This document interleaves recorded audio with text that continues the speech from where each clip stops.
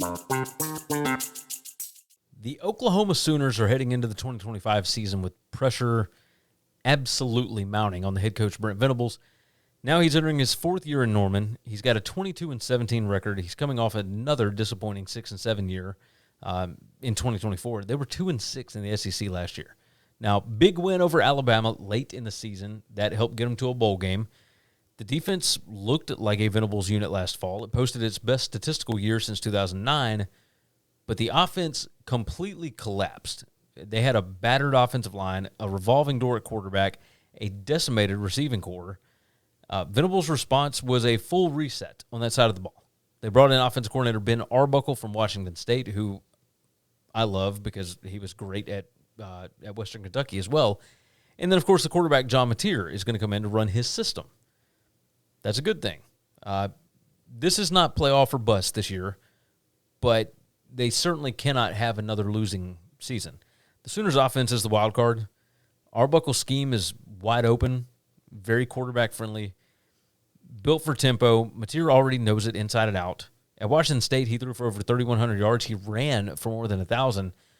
Obviously, SEC defenses are going to be a different challenge. He's going to have help, though. They brought in Cal transfer Jaydn at running back, who was injured for a good part of last year. Didn't have the best season last year, but should be healthy now. He's one of the most dynamic backs in the country when he is healthy. And they'll have a fully rebuilt receiver room that includes Deion Burks, Javonte Gibson, and just a cast of explosive transfers, right? The offensive line, which was one of the worst in the country last season, they return some experience. They add some key transfers like Derek Simmons.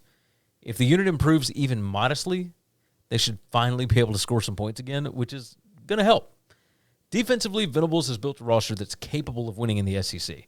R. Mason Thomas led the pass rush after a 9-sack season last year, and Marvin Jones Jr. from Florida State gives that, along with some other transfers, give Oklahoma multiple threats off the edge. Inside, you got Grayson Halton, you got Dominique Williams, and the 5-star sophomore David Stone from they've got a deep rotation. We'll say that. The linebacking core did lose their star, Danny Stutzman. They still boast Kip Lewis, Kobe McKenzie, and then, of course, the Oklahoma State transfer, Kendall Daniels. Secondary is experienced. You got safeties Robert Spears-Jennings and Peyton Bowen. You got nickel Kendall Dolby and the corner Eli Bowen all back. The defense, absolutely top 15, maybe top 10 potential nationally if the offense holds up its end. You can't keep the defense on the field the whole time, right? The keys to this season are pretty straightforward. Mateer has got to be able to transition smoothly to the SEC. He didn't look great against elite competition last year, but he certainly put up stats and he looked good in other games. The offensive line has to stop being a liability, so we're going to see what this rebuilt unit looks like. And the receivers have got to stay healthy. Biggest obstacle is the schedule. Brutal, even by the most difficult schedule in the land standards, right? You've got an early showdown with Michigan. Then you face Ole Miss, you face South Carolina, Tennessee, Texas, Missouri, LSU, and Alabama all within 2 months. Like, November alone could make or break the season because you've got Tennessee, Alabama, Missouri, and LSU all in that span. I mean, that's brutal. That's so tough.